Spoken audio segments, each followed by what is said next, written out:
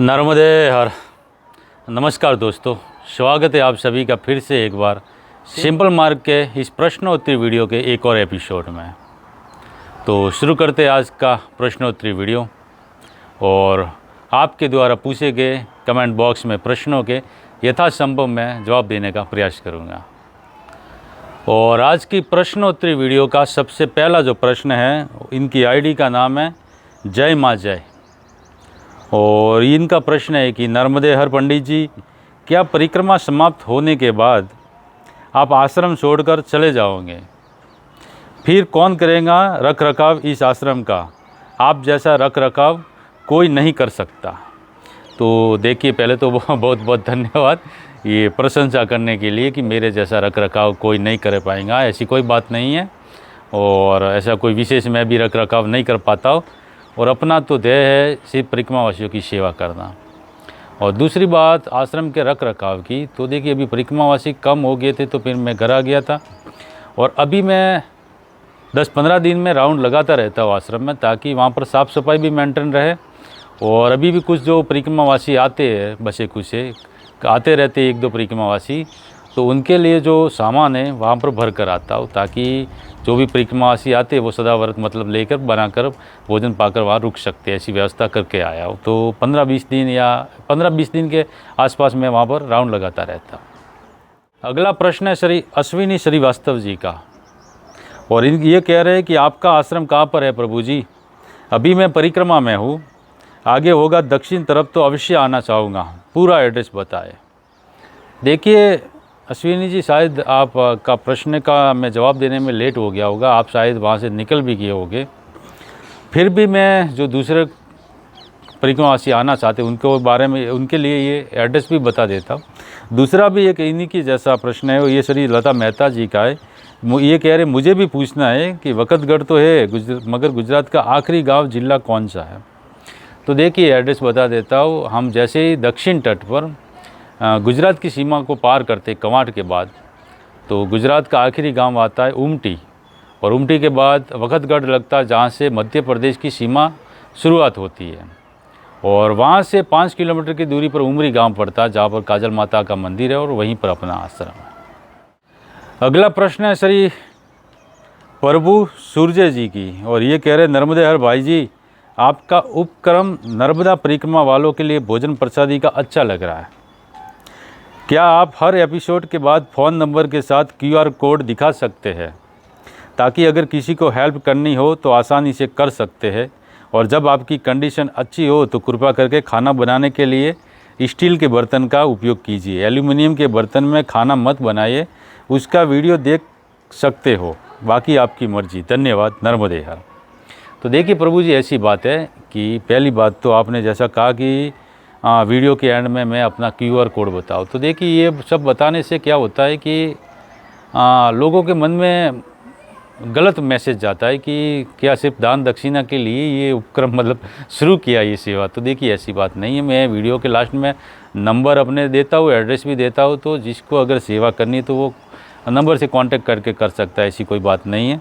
बाकी मैया के भरोसे सब कुछ चल ही जाता है, कोई दिक्कत नहीं है। और जैसा कि आपने कहा कि आपकी कंडीशन अच्छी हो तो स्टील के बर्तन में भोजन बनाना, तो जी बिल्कुल, अभी अपनी कंडीशन मैया की कृपा से अच्छी है, तो लगभग स्टील के बर्तन सभी अपने पास उपलब्ध है। और जो मतलब अगर 10-15 आदमियों का बनाना तो स्टील के बर्तन में बना सकते, बाकी ज़्यादा आदमी आते हैं तो एल्युमिनियम में बनाना पड़ेगा, क्योंकि इतने बड़े स्टील के बर्तन उपलब्ध नहीं होते हैं अगर हम ख़रीदना चाहें तो भी। बाकी तो सब बर्तन स्टील के हो गए अपने पास, कोई दिक्कत नहीं है। और आपका बहुत बहुत धन्यवाद इस सलाह देने के लिए। और अगली कमेंट है श्री रणछोड़ भाई की। इनकी 2 कमेंट है, 2 प्रश्न है। ये कह रहे वीरेंद्र भाई, आपका आश्रम कहाँ आया हुआ है? जैसा कि मैंने आपके प्रश्न का जवाब दे दिया। और ये कह रहे कि आपके आश्रम में वडोदरा से कैसे आ सकते हैं? और देखिए दूसरे कमेंट में इन्होंने एड्रेस मांगा, तो एड्रेस तो मैंने जैसा कि बता दिया कि कहाँ पर है। और दूसरा कि वीडियो आप पूरा देखिए तो वीडियो के एंड में एक बैनर आता है जहाँ पे आश्रम का पूरा एड्रेस है। और वडोदरा से 130 किलोमीटर की दूरी पर है, तो वडोदरा से आप कवांट आ सकते हैं और कवांट से फिर वकतगढ़ से उमरी आ सकते हैं। अगला प्रश्न है श्री राजीव मिश्रा जी का। ये एडवोकेट साहब है और इनका ये प्रश्न है कि रोज़ रोज़ आप लोग घी का दीपक जलाने के लिए घी कहाँ से पा लेते हैं? ये कोई प्रश्न नहीं हुआ। देखिए कि रोज़ रोज़ मतलब इन्होंने परिक्रमा में पूछा है, परिक्रमा वाले वीडियो में। तो परिक्रमा में जो सुबह शाम हम आरती पूजा करते हैं तो उसके लिए दीपक कहाँ से लाते घी का? देखिए ये प्रश्न ही मतलब मिथ्या है, कोई इसका जवाब देना भी नहीं चाहिए। फिर भी मैं देता हूँ कि जब मैया के भरोसे हम निकले, मैया 2 वक्त का भोजन दे सकती है, तो एक दीपक मतलब उसका ये कोई बड़ी बात नहीं। और इतना कोई भी अफोर्ड कर सकता है, मतलब वहाँ पे कोई घी का मतलब कोई जोत बहुत बड़ी नहीं करनी, एक दीपक ही तो जलाना, और इतना तो अफोर्ड कोई भी कर सकता है। हम ऐसी कोई बड़ी बात नहीं है। अगली कमेंट है श्री नमस्ते सफर जी की, और ये कह रहे हैं नर्मदे हर अपनी ईमेल आईडी या आपसे कैसे कांटेक्ट करें प्लीज़ बताएं, मैं भी परिक्रमा करना चाहता हूँ। कुछ प्रश्न है, देखिए आपके जो भी प्रश्न है आप नंबर पर व्हाट्सअप कर सकते हैं, किसी भी वीडियो में कमेंट कर सकते हैं और कांटेक्ट भी कर सकते हैं। वीडियो के एंड में जैसे मैंने बता दिया बैनर आता है, उस पर नंबर लिखे रहते, और डिस्क्रिप्शन से भी आप नंबर ले सकते हैं। अगली कमेंट है असलाम रिजवी, शायद मोमेडन है, और इनकी कमेंट है आप घर से निकलते हैं तो पूरा परिक्रमा करके कितना किलोमीटर होता है? देखिए नर्मदा मैया की जो पूर्ण परिक्रमा होती है, वैसे उनका कोई मार्ग फिक्स नहीं है। सब लोग अपनी अपनी मर्ज़ी से अलग अलग, कोई खेतों से निकलता है, कोई सड़क से निकलता है।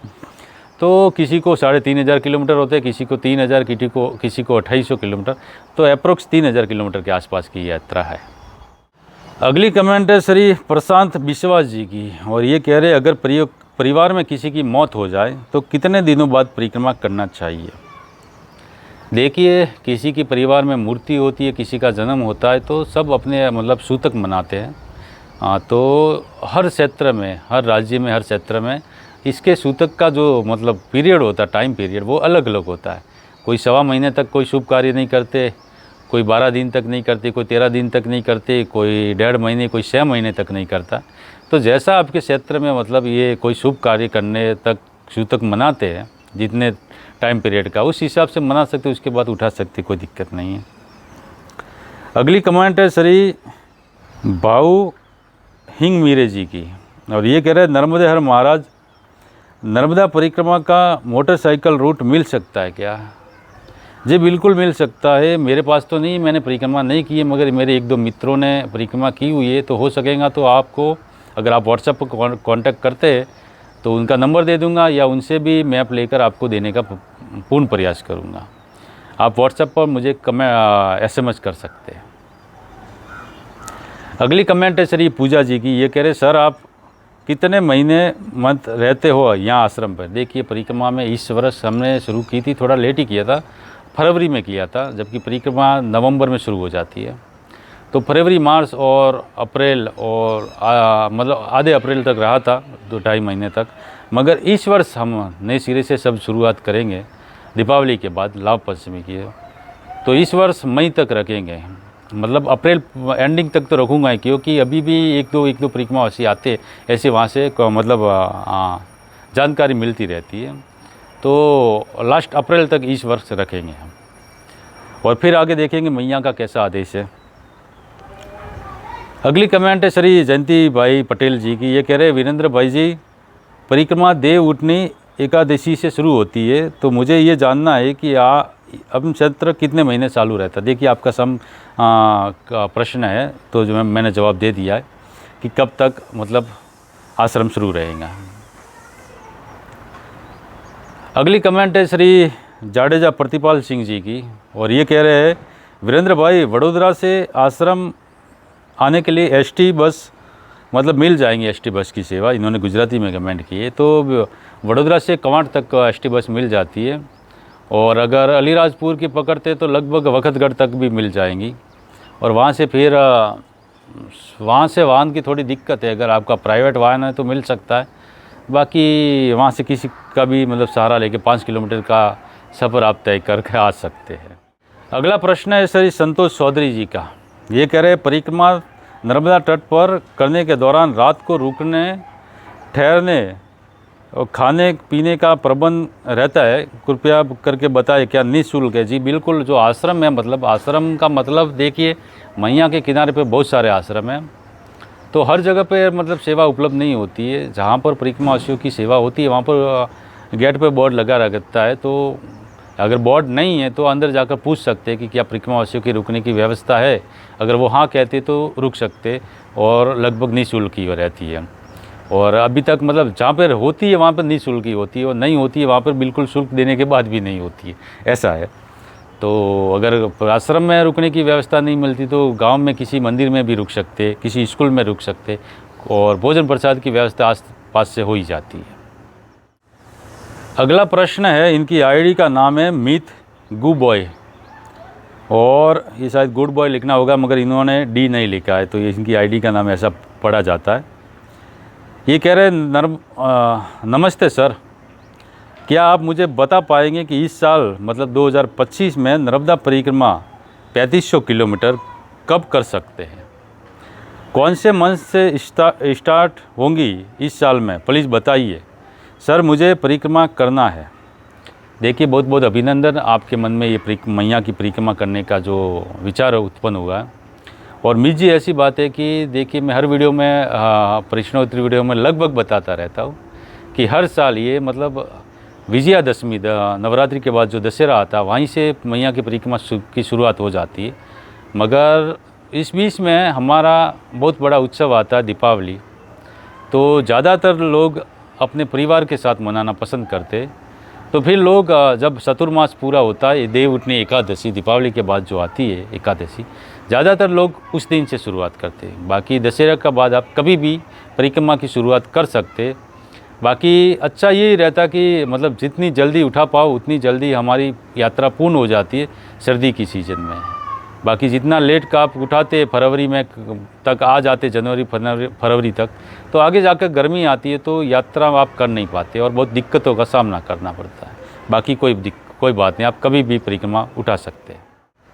अगला प्रश्न है श्री ए.के. मिश्रा जी का, और ए.के. मिश्रा जी कह रहे, वीरेंद्र भाई नर्मदे हर, आपके साथ मैं भी मानसिक परिक्रमा करता हूँ, मन को बड़ी शांति मिलती है। मैं आपके पूरे वीडियो देखता हूँ, मन आनंद से भर जाता है। मेरा प्रश्न है कि आप खंड परिक्रमा कर रहे हैं, क्या परिक्रमा रोकने के दौरान नर्मदा जी पार कर सकते हैं? ठीक दूसरा ऐसा ही एक प्रश्न है श्री संदीप अग्रवाल जी का। संदीप जी कह रहे, नर्मदे महाराज जी, क्या परिक्रमा के चलते बीच में घर जा सकते हैं? देखिए, पहली बात तो खंड परिक्रमा का जैसे कि मैं एक अलग से वीडियो बना चुका खंड परिक्रमा पर, पूरा वीडियो, उसमें बताया कि खंड परिक्रमा मतलब कोई शास्त्रोक्त विधान नहीं है।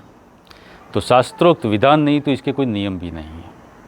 ये इस परिक्रमा की शुरुआत श्री अमृतलाल वेगड़ जी ने की थी, जो एक लेखक थे, शिक्षक थे, और उनके बाद जो लोग अपनी अपनी आवश्यकता के मतलब अनुकूलता के अनुसार ये खंड परिक्रमा करते रहे। इसका मतलब ये है कि हम पूर्ण परिक्रमा नहीं कर सकते, तो जितना समय मिले, हमें अवकाश मिले, उतना मैया के किनारे पर हम अपना मतलब साधन पूजन कर सकते, मतलब कि मैया का सानिध्य प्राप्त कर सकते हैं। तो इसका कोई नियम भी नहीं है, आप मैया के पात्र का उल्लंघन कर सकते, पार करके मतलब घर जा सकते। मगर जो जल हम रखते, जल शीशी, मैया के जल की शीशी रखते, जिसका नित्य पूजा पाठ करते हम सुबह शाम, तो वो उसको पार करना नहीं चाहिए। वो किसी मंदिर में रख दीजिए या फिर मैया के जल में ही उसका विसर्जन कर दीजिए, और जब दोबारा यात्रा की शुरुआत करो तो वहीं से वापस वो जल भर लीजिए। और ये कुछ प्रश्न थे जिनके मैंने यथासंभव जवाब देने का प्रयास किया।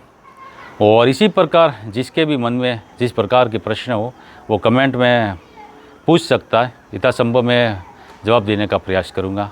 मिलते हैं नेक्स्ट वीडियो में, तब तक के लिए नर्मदे हर।